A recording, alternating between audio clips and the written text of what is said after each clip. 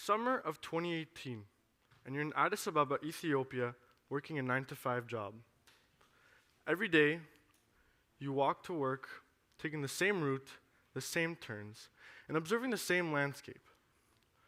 On your way out of the gate, you say hi to the guard. You tell him to have a nice day. You take a left onto the street, and you notice that there's still pieces of rotting tree there. How annoying is that? I mean, it's been years, and it still hasn't been moved. Anyways, on your way to work, you walk past a herd of goats, past a fruit stand, and past a local dump. As terrible as it smells, your curiosity sinks in, and you begin to scan the garbage, trying to identify where the smell is coming from. As you walk alongside it, casually peering into the dump, you spot a family of stray dogs scouring for food. You notice their distinct appearance. Their fur matted with an unrecognizable substance, a limp in the right leg, and the ever-obvious bony appearance showing their hunger.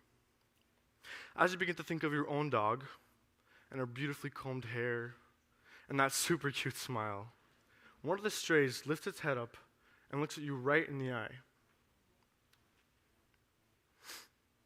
In that moment, it's as if you had witnessed all the hardships this dog has been through.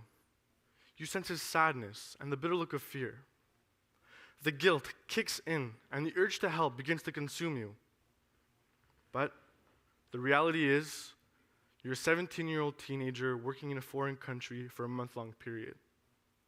Without the resources to help, it makes the reality of your situation ever more present. My name is Matthew, and this is the sad reality that many animals face across the world.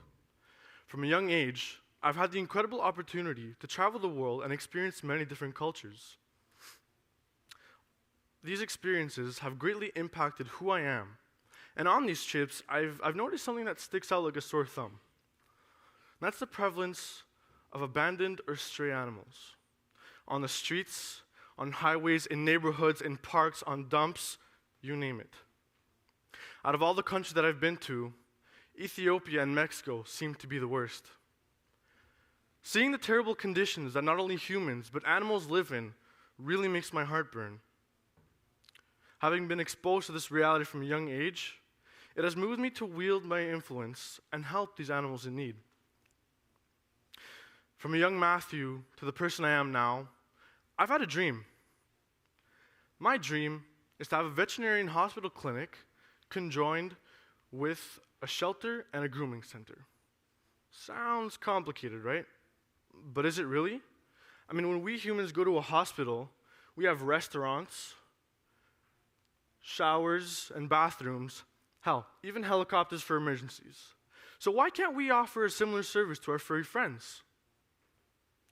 However, this doesn't mean I'm looking for something like this.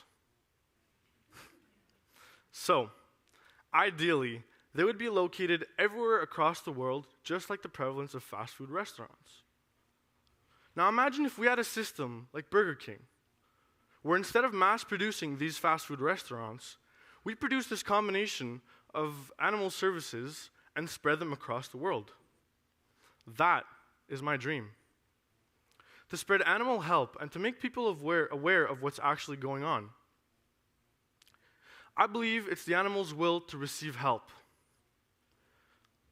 I wish to embody their voice, as I believe that my voice as a student is loud and can convey the important messages that these animals wish to get across. Now, with all of this in mind, I want to go back to the abandonment of pets. So, in one point in everyone's lifetime, it's safe to assume that we've always wanted a pet, whether it be a dog, a cat, a fish, a bunny, or even a turtle. And most of us do not consider the full responsibilities needed to take care of these animals. The time and the attention they need is something we may not have and might not realize until it is too late. This situation happens all too often and forces owners to give away these pets.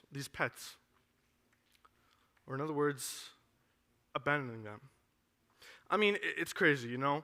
The other day, I was on my Snapchat reading an article, and it said that ever since the release of a show called Game of Thrones in 2011, there's been a huge increase in people buying wolf-like dog breeds, such as huskies, in places like the US and England. Sounds cool, right? Sounds fun.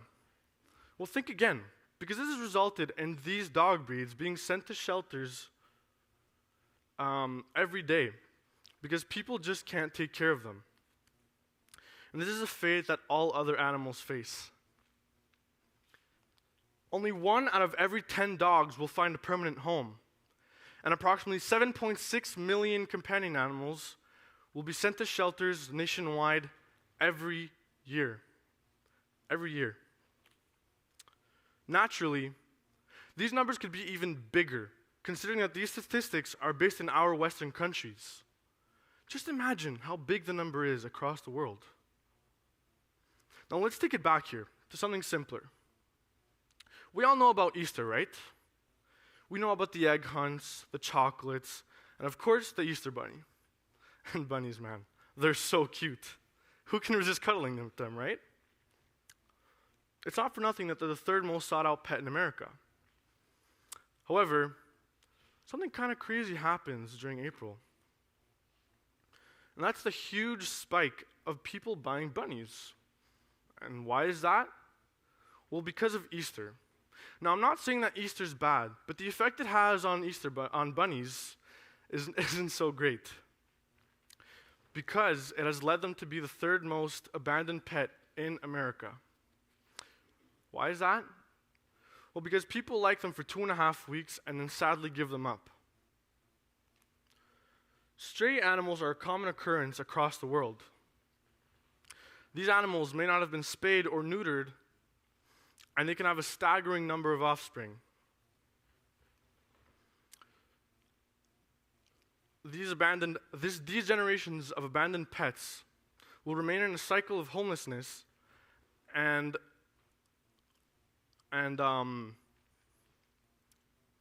uncontrolled reproduction if not helped.